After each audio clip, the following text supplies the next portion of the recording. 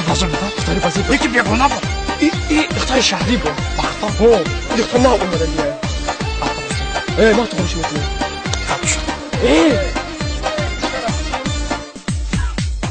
انا گوش کن چرا میده چرا میلیشم میلیشم که هم دختر که اومد اینه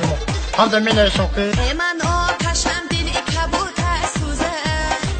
برای بچه مقتی بسته در شاخه گل سنبوله بود سوزه برای بچه مقتی بسته در خانه اگر یادی تو ناله کنه برای بچه مقتی بسته بچه ها همه قوت دادن نمیتونه شما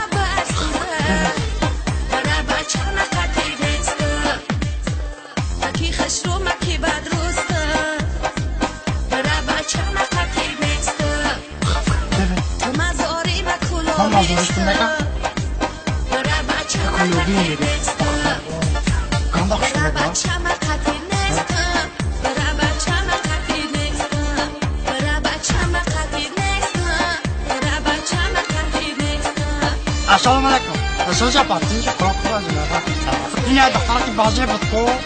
همه کجا رفت وقتا حالا فرار نمیکنه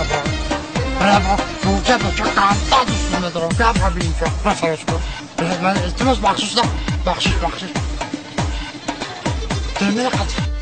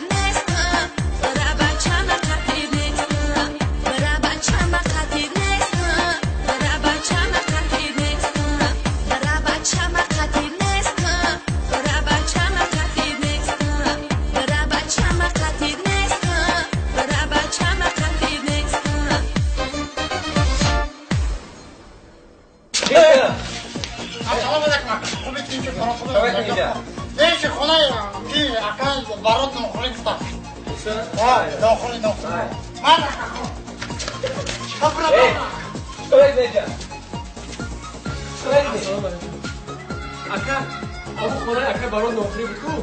اما ادمینی چی داری؟